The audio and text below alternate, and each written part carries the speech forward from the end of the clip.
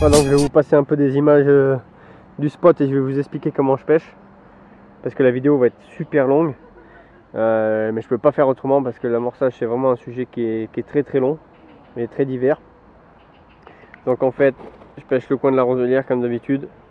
J'ai une petite pop-up avec un sac soluble et du pelé. Et j'ai amorcé très large au pelé. Voilà. Et donc l'autre canne c'est pas à moi, donc je pêche qu'avec une canne ce matin. Et l'eau est très très claire, là on est en fin de saison, c'est très bien à pêcher.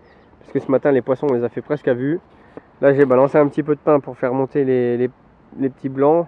Voir s'il y a une ou deux carpes qui est montée. Voilà. Donc on va pouvoir continuer la vidéo avec donc ce thème amorçage. Et là ça va être justement pour tous les débutants ou tous ceux qui ne savaient pas ce que c'est qu'un amorçage, ou tous ceux qui veulent en mettre en place. Tout d'abord ça dépend du lieu de pêche. Deux catégories, public, privé. En privé c'est presque infaisable. Là vous avez des postes délimités. À moins que vous ayez loué le poste pendant 3 semaines et vous ayez passé votre salaire là-dedans, vous ne pouvez pas partir sur un amorçage long terme. Donc il va vous falloir partir sur un amorçage court, donc si vous restez en général 48-96 heures, donc avec des particules ou une amorce qui est très active et qui fait réagir les poissons assez vite. Donc déjà, il va falloir vous dire que si vous pêchez que en privé, vous allez du mal à avoir à faire ce que vous voulez des poissons, tout simplement. Donc en public après, plusieurs catégories aussi. Les lacs, donc les grands lacs, les grandes étendues, les petits plans d'eau communaux, les plans d'eau de moyenne taille, on va dire entre 20 et 50 hectares, les rivières, les fleuves. Donc tout ça, c'est aussi bien à différencier. Moi, sachant que je pêche que dans les petits plans d'eau communaux, tout ce qui est lac de barrage, rivière, tout ça, je ne vais pas pouvoir vous aiguiller parce que j'ai zéro expérience là-dedans. Alors pourquoi ça va dépendre du lieu? Ça va dépendre du lieu concernant les autres pêcheurs en fait, ça ne va pas dépendre que de vous. Donc déjà le privé on élimine, mais si vous partez en public par exemple sur un lac de barrage où il y a plusieurs pêcheurs, ce qu'il faut savoir c'est que si vous partez sur un amorçage long terme qui va vous coûter de l'argent,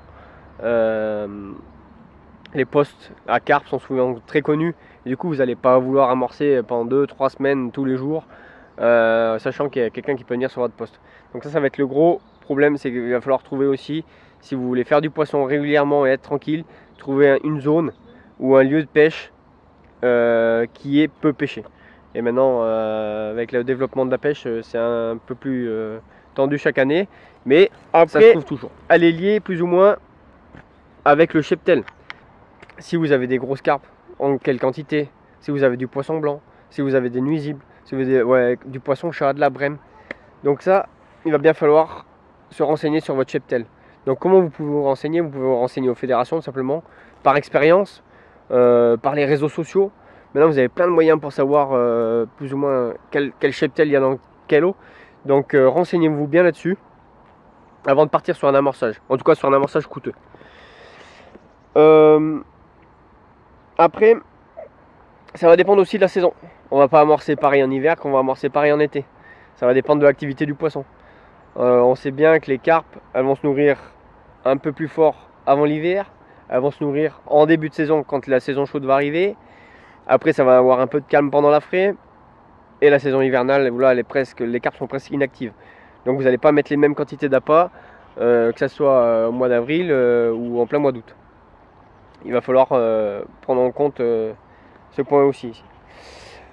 L'autre point qui ne dépend que de vous, c'est vos objectifs. Pourquoi vous voulez amorcer, dans quelles conditions vous voulez amorcer,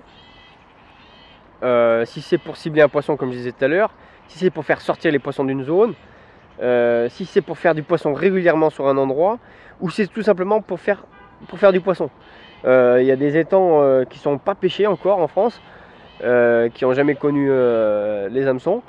Et là, dans ce cas-là, si vous voulez faire un amorçage régulier pour habituer les poissons justement à votre nourriture et les faire, et ben, il va falloir vous mettre en place un amorçage et habituer les poissons. Et là, ça va être la base de tout en fait. Si vous ciblez un gros poisson, vous n'allez pas avoir le même objectif que quelqu'un qui va avoir du rendement sur un carpodrome ou quelque chose comme ça. Enfin, le dernier point qui va dépendre sur votre amorçage, c'est le budget. Combien vous avez de budget et qu'est-ce que vous voulez en faire. Sachant qu'un amorçage sur 2 jours, c'est pas grand chose. Ça dépend pour qui de toute façon. Et après par contre si vous voulez partir sur un amorçage qui fait 1 mois, 2 mois, 3 mois ou sur une semaine, 2 semaines, il va falloir prendre en compte le budget. Sachant que tout dépend du cheptel, mais ça peut revenir assez cher. Ça dépend avec quoi vous amorcez, ça dépend quel type d'appât, si vous amorcez avec de la bouillette, si vous amorcez avec de la bouillette faite maison, si vous achetez de la bouillette du commerce, de la bonne qualité, de la mauvaise qualité, haut de gamme, bas de gamme plutôt je dirais.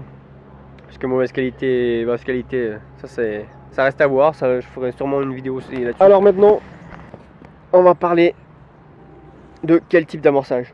Je les ai différenciés en 3 grandes parties. Les amorçages instantanés.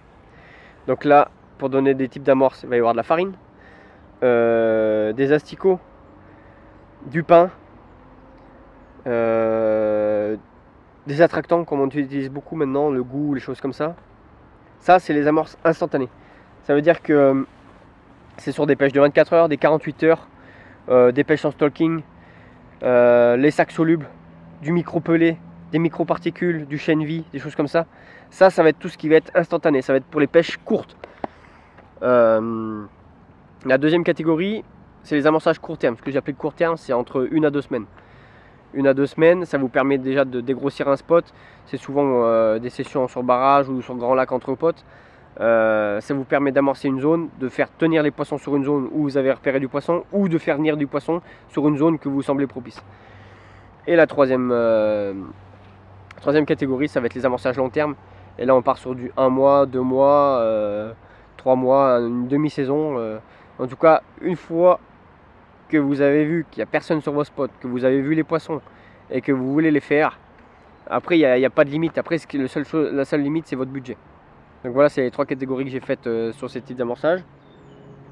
Et donc qui vont être adaptés donc bien sûr à vos objectifs, à votre lieu, à votre cheptel, à tout ça.